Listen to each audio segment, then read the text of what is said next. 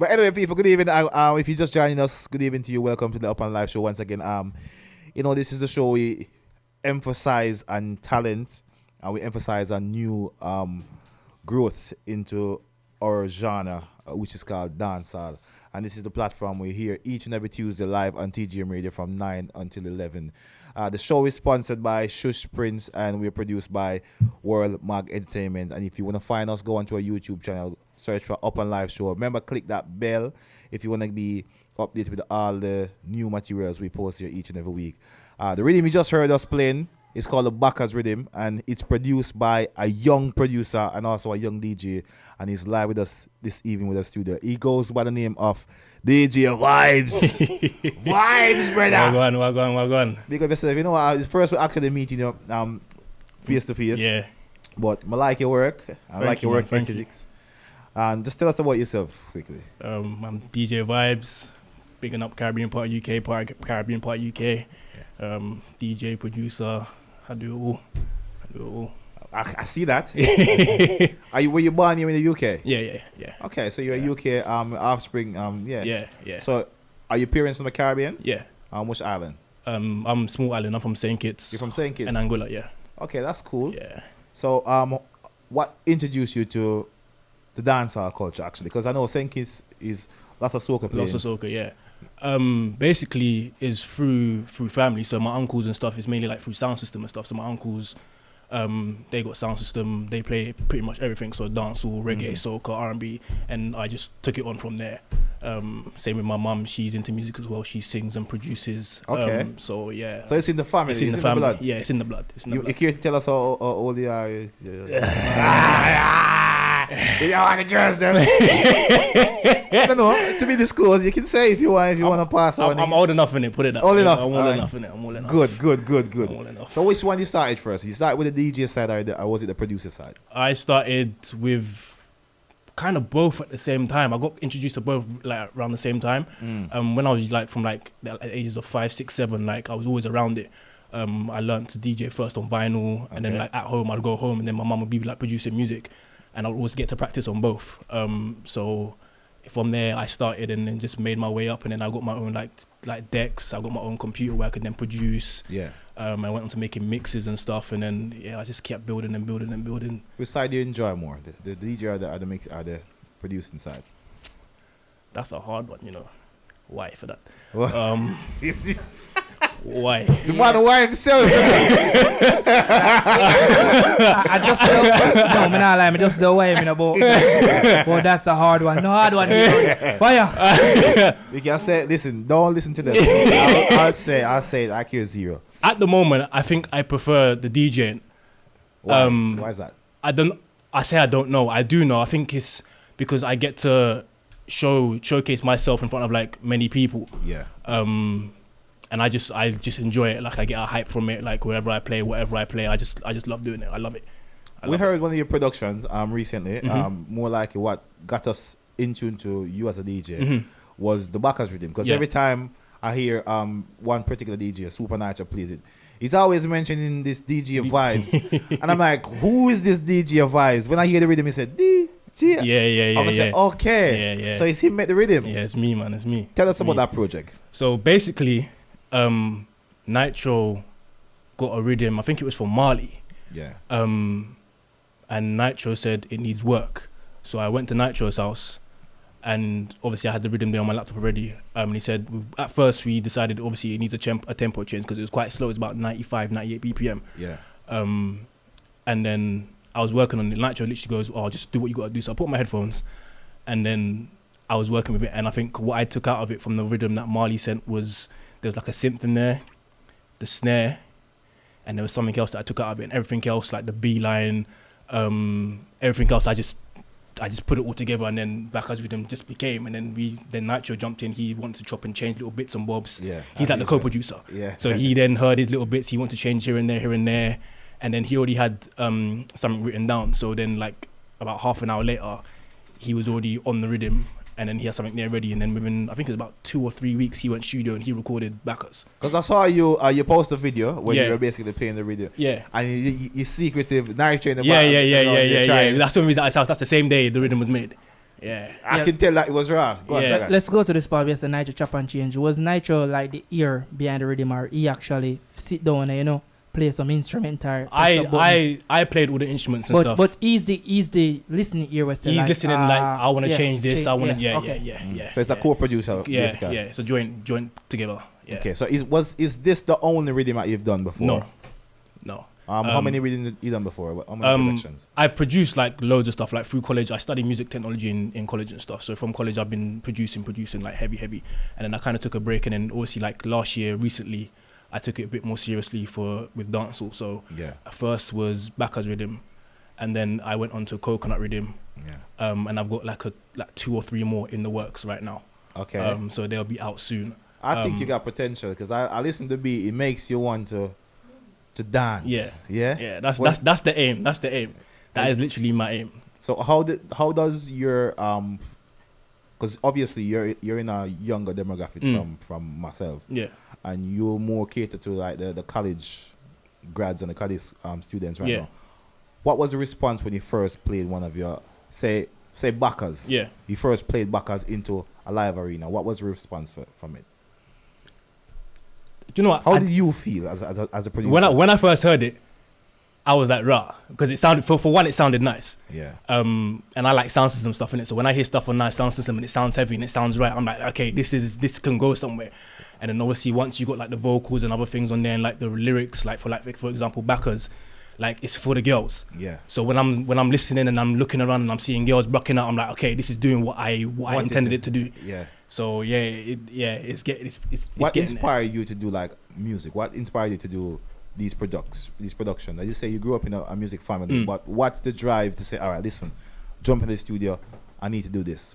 What ticks your box? I think it's more me representing UK dancehall. Say, I'm man. Hold on, no, that why they are forward from Mobile. It's a forward from Mobile, you know, we have to play touchdown. Further on, you know what? When I even change my question, what ticks your musical box? I'm not even changing the question. We're gonna get far. So I think like what inspires me most to make music, I think, is the music and the people that I'm around and what I'm hearing. So I kind of wanted to be a part of that. I wanted to then produce for those same people, but also, or mainly, big up or help grow UK dancehall as a whole. Because there's so many of us in the UK, but there's not a lot of us that are getting out there when they should be. So I think me producing and then getting my music, even if I send it out to them, get them on multiple rhythms, like I need to help them grow and help us all grow as one, so that we can be as big as anyone else around the globe. Of course. I see Fire Q's here. You want to say something? Yeah, so quick one. Do you just do dancehall beats? No. Or you just produce dancehall No. artists? I've done trap, I've done hip hop, soca, reggae, like dub, roots music. I can bit of all round, yeah. Makes sense. Well, which one of them I really prefer to do? At the moment, it's dancehall. Why? Because the Baka's rhythm? No. Why?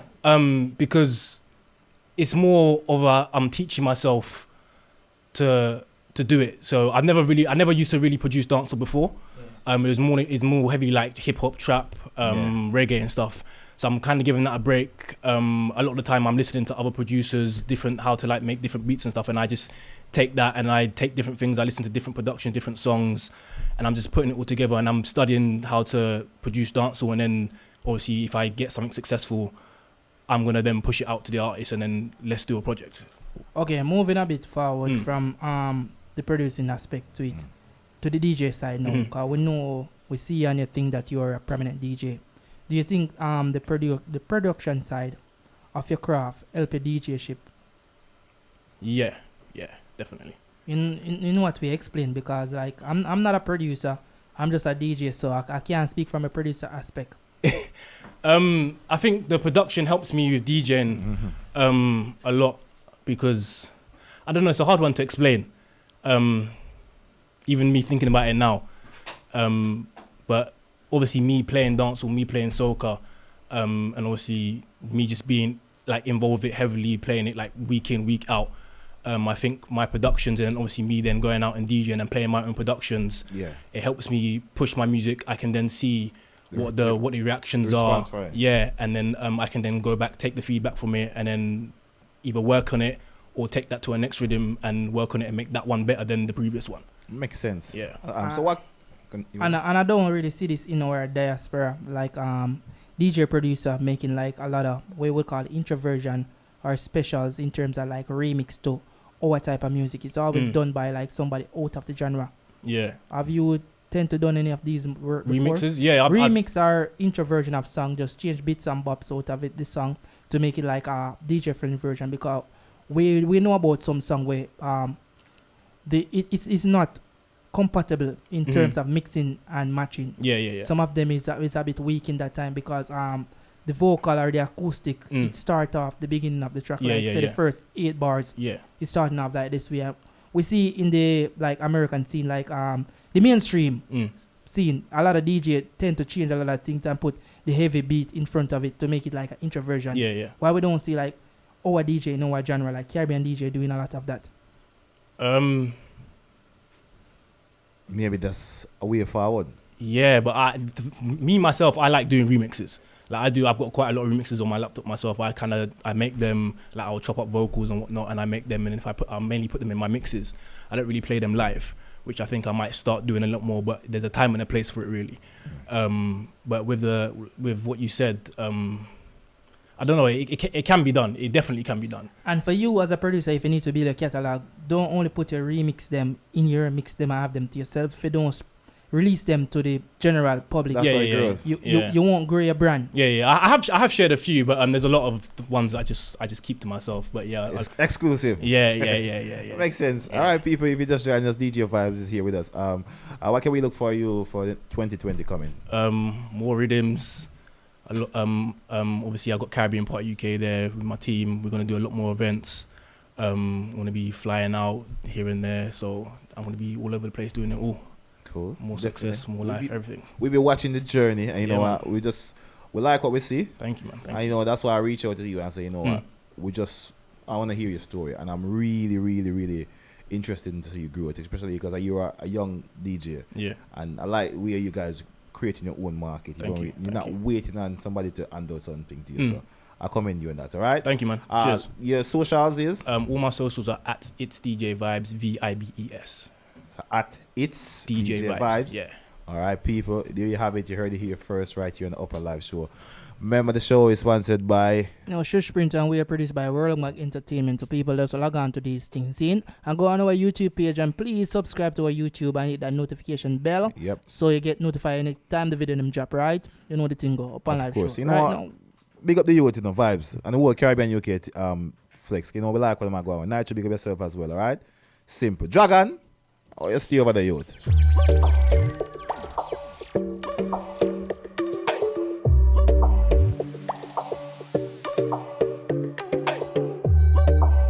Right now, this one is all about the one we call Coffee alongside Ghana. Winning for that year right now, swear. On the news, me in my prime, on the crime with the dollar sign, money for my mind. Someone on the time for spend. I'm a style, put me on the map, me up on the top. I'm in name, coffee swag a lot, them a chat me on the top. I big up my artists on my yard, you know, me a forward, so the line up, you know. Yes, I'm wake up. Yeah. Company block. I wanna like when I say come to, I want to say why. Hold on there now. Me I go listen to me. Let me tell you this straight. Me no business who want said this and who want said this or who want said popcorn, why are this. I care zero. I go to school. I go to first school, Ochiros Primary School. Then I go to one school up on far place when named York Castle. Then I left from York Castle, I go to next one named Taki Comprehensive High. So I'm come at England, I'm going to one next university over here. So listen to me. Well, I know. Don't try to mix up my vocabulary. Listen is what I'm saying. Because we know we was colonized back in the day, so we have to fix our English. When we are forwarding to Jamaica, we do things right. We don't come in now because in the English language, you know, we have one word for a whole heap of different meaning. Mm-hmm. So we have to break it up because we are Jamaican. If we break it up, come on when you have something you do for a girl for make baby. All right, so listen Yeah. to me now. You see, all right, Forward when I go somewhere. Jagan. Yeah. You see when time. You see. Ejaculate. Must ejaculate, man. I'm all over Transylvania. I don't know that's something there. All right, here what go on now. Here what more you do for me now. It's when you're sick Yeah. and you're at the hospital upon your sick bed, and you're in a pain and you're there upon your last breath, and you have to call your doctor and say, Doctor, come give me a quick look in. Just watch say it, forward. watch it. Why? And Why again? Listen Oi. to me. Let me say what I say now. Let me say what I say now. Let me say what I Bad say man. now. Listen, let me say what I Yeah. say now, brother. You know, you get me give a little talk, you get to look Talk forward. where you dog. talk. Let me get me forward now. What you do? Yeah, You talk suppress where me you talk. forward. When the doctor say, listen to me. You want me come give a look on it proper what happened for you? See me can save you. No, Doctor Forward. What do you mean, sir? I'm a last breath. Me say why? I'm dead. You get me? That me a dead with my last breath. Why?